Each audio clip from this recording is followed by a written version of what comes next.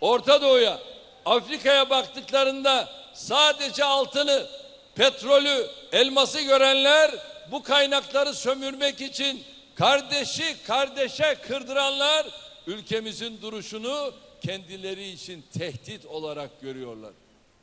Bakınız, burada açık ve net konuşacağım. Biliyorsunuz, yıllardır Avrupa ülkeleri Türkiye'ye demokrasi ve insan hakları karnesi düzenliyor. Ülkemizin Avrupa Birliği üyeliğini eften püften sebeplerle, olmadık bahanelerle sürekli erteliyorlar. Ve yarım asırdır bizi oyalıyorlar.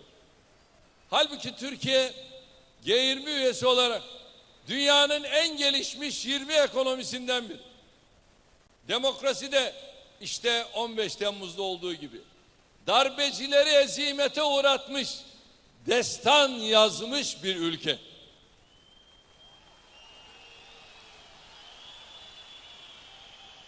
Özgürlükler konusunda inanın birçok Avrupa ülkesinden fersah fersah ilerideyiz.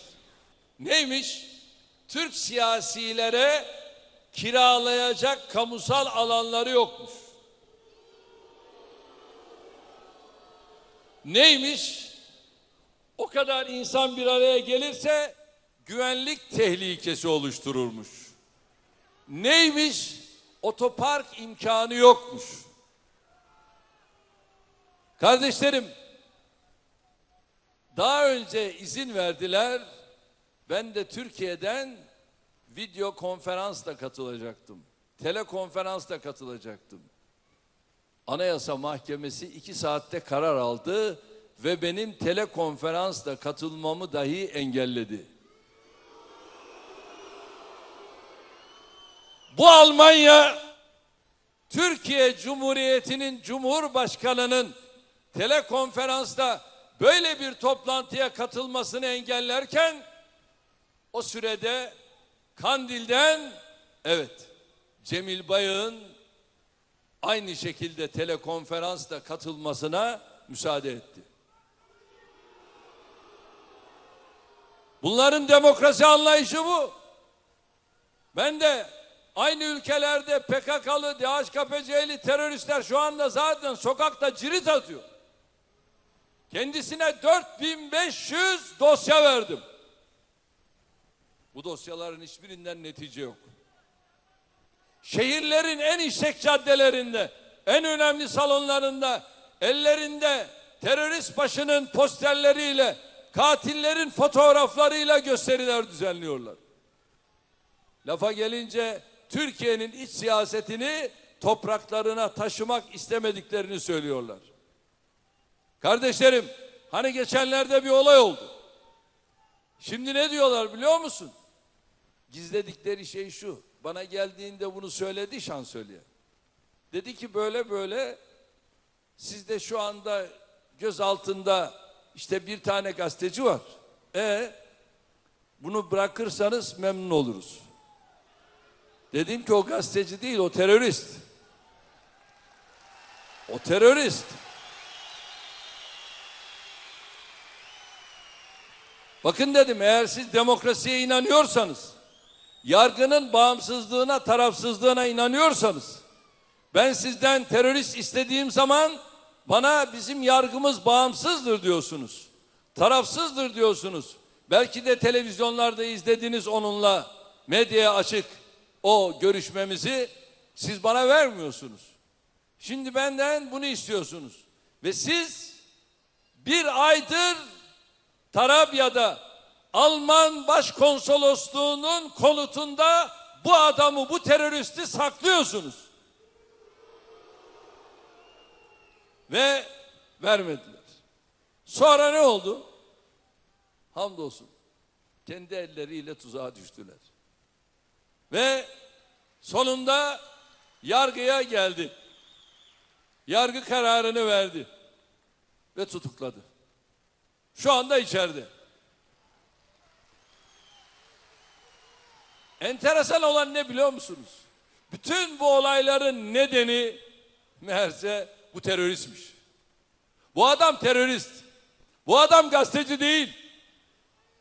Ve Alman yönetimi ne yazık ki benim bakanlarımı böyle bir teröristle aynı teraziye oturtuyor ya. Sıkıntı burada.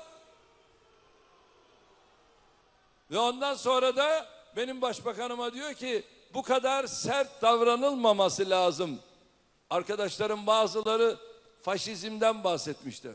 Şimdi ben de bahsediyorum bak. Ben Nazizmin Almanya'da bittiğini zannediyordum. Meğerse hala devam ediyormuş. Hala devam ediyormuş.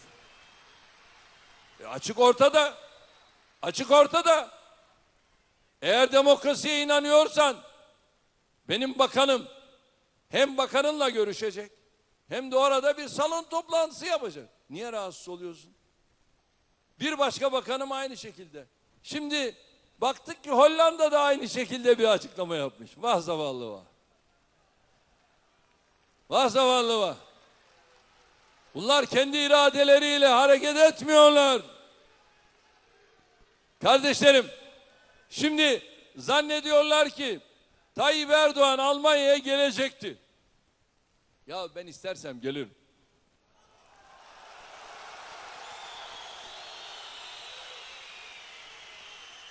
Gelirim. Ve kapıdan da sokmadığınız zaman veya konuşturtmadığınız zaman da ben dünyayı ayağa kaldırırım.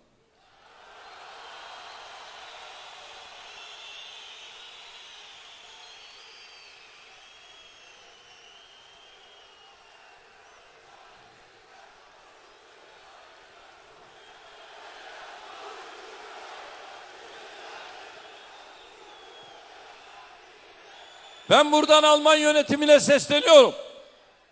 Demokrasiye inanan dünyaya sesleniyorum. Eğer özgürlük mücadelesi yapıyorsak, eğer düşünce özgürlüğünden rahatsız değilsek, eğer demokrasiye inanıyorsak, bizim önümüzü kimse kesemez. Bu böyle bilinmelidir. Terör örgütü mensupları hayır kampanyası için istedikleri her yeri serbestçe kullanabiliyor. Terör örgütü yöneticileri saraylarda, yine Türkiye'den mahkum olmuş, 5 yıl 10 aya mahkum olmuş birisini alıyorsun, ona madalya takıyorsun. Nerede? Cumhurbaşkanı sarayında. Ya sizin demokrasi anlayışınız bu mu? Bu adam Türkiye'de mahkum olmuş. 5 yıl 10 aya mahkum olmuş. Sen kalkıp buna Cumhurbaşkanlığı sarayında madalya takıyorsun. İşte sizin demokrasi anlayışınız bu. Özgürlük anlayışınız bu. Türkiye'de mahkum olmuş bir insanı eğer siz ülkenizde adeta beraat ettiriyorsanız sorumlusunuz. Ve suçlulara yardım yataklık yapmadan dolayı sizin yargılanmanız gerekiyor, bunu da söylüyorum.